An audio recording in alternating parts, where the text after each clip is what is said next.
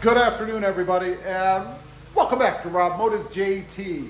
Today I was out here in the garage gazing at my gorgeous Jeep Gladiator Mojave, and I got to thinking about mods. So I decided I would run through the top 5 mods for the Jeep Gladiator right off the top of my head, without thinking about them, because I find that's the best, most honest way to come up with the best mods. So we're going to take a quick look. I do have a list, so if I keep glancing around, you'll know why. Number 1 is the VO switch. Now, what that is, it is an accessory, an electrical accessory controller. It's right up here in the door handle, and I have to say, this thing is awesome. If you add extra lighting and stuff, it's so simple to install. You just pull this forward a little bit, the grab handle area. You do have to drill a little hole back there, but it's in the plastic, not the metal, not the frame, and it's very simple to install. Run it down here, hook it up to power, and you're good to go. Just hook your lights up under the hood, and I'll show you that in a minute when we get to another one of the mods. That's as opposed to putting it, of course, down there in front of the shifter. That requires basically disassembling a lot of the dash. Wasn't really into doing that. I love this setup, and look at how good it looks. It looks OEM. Next up, the Infab Sport Bar. This right here, I think it is awesome. I think it's a cool look for the Jeep, and it's very simple to do. It just hooks on in the sides with a little plate and a couple of bolts, 2 on each side. Very simple to do, and then it enables you to add lighting.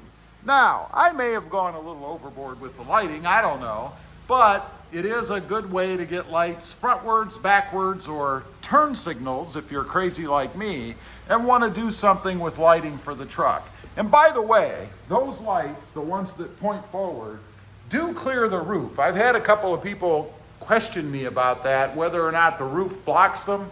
It does not. It shines forward nicely, lights up the front area of the truck, and has worked out really well for me. Next up, we have to talk about wheels and tires.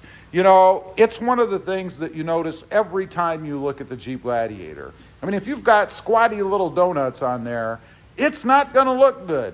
And this is a way to get the truck up in the air a little bit, about an inch or so, something like that, without having to do anything to the suspension. You know, the Gladiator, the Mojave anyway, does come with, I believe it's a 1 or 1 point some odd inch lift anyway. So this gets you up in the air just a little bit more, and I love the look. Now, I did customize mine a little bit.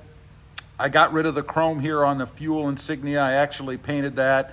I wouldn't say it's the best paint job in the world, but it does the job, gets rid of the chrome, and gives me a matching color to the Snazberry on my Jeep Gladiator anyway.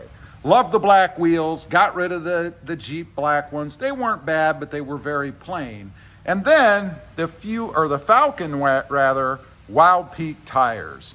These things are awesome. I love the ride quality.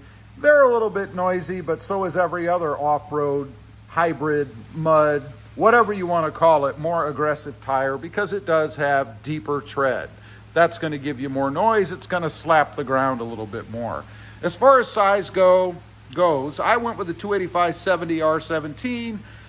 There's no rubbing issues. I could go bigger probably on this as well. The only thing you have to look out for if you don't have a stubby bumper is the tire turning into that where the bumper sticks out further. I didn't have to worry about that because, of course, I have this bumper on the front.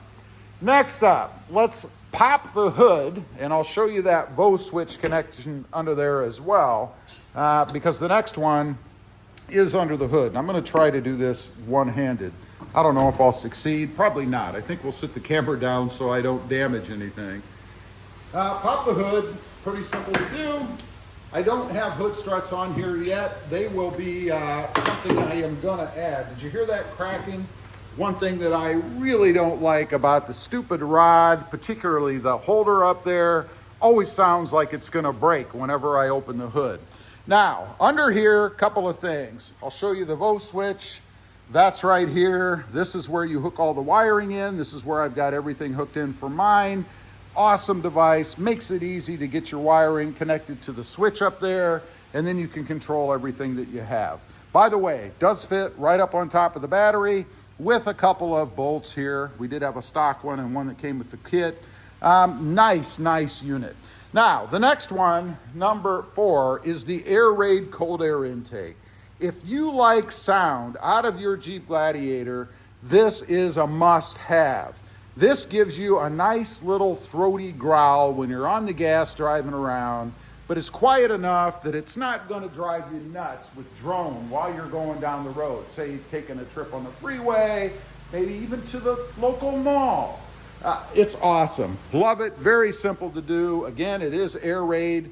Probably the only ding I would give this is that to take the filter out, which you should have to do occasionally, you do basically have to take the Air Raid intake off, because this is how you access the filter.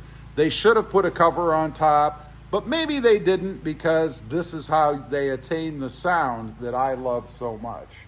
Next up, I mentioned the bumper. This is the cheapo knockoff Rubicon style 3-piece bumper.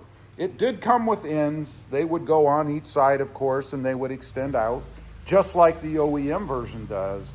But the problem with that is they start to get a little bit too close to the front tire for me, and I like the look of the front end without it. I like being able to see the face of the tire, if you will. After all, you spend all this money on wheels and tires.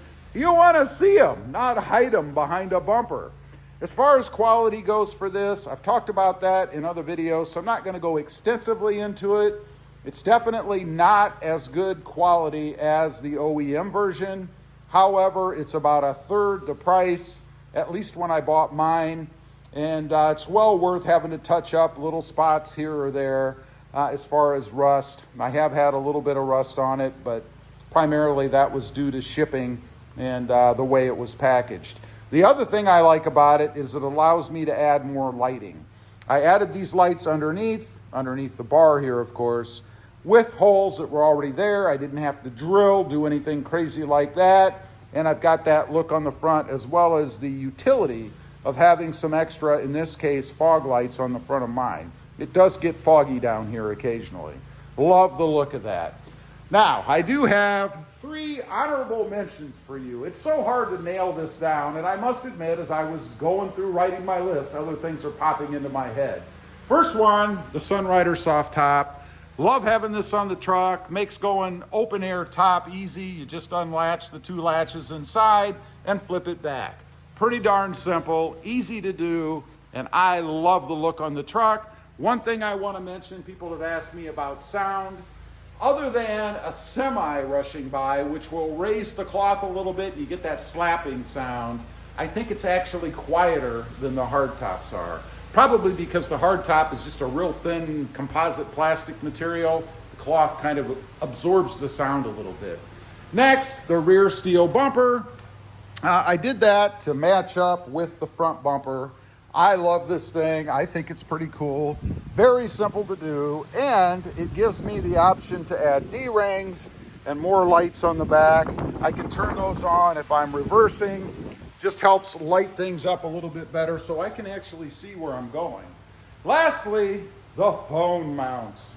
You know, I talk about these often because they are so handy, particularly for me. I mean, I do film while I'm in the car, or in the Jeep, I should say. We have the phone mounts up there. Pretty easy to install. They actually bolt in or screw in to existing screw holes down there, so you don't have to drill or do anything. You just put the bracket in, and then you can mount whatever kind of mounts you want. Mine are magnetic, which marry up to a little metal plate on the back of my phone case. Pretty darn cool. It makes it an easy place to put your phone when you're out cruising around. Anyway, those are the 5 plus 3 honorable mentions for Jeep Gladiator mods. Leave a comment. Let me know. Something I left off that you think should be included in that top 5? I'd be curious to know. Also, real quick, I do have 2 additional channels. Rob Motive, all about the Toyota Tacoma, and Mod Driven, all about, right now, my new Honda 6-speed manual Civic Sport. Love the Honda cars. We're going to do lots of mods to that thing. Check those channels out, and if you're interested, why not subscribe? And while you're at it, smash the subscribe button here too. Thanks for watching. Stay safe out there. Bye.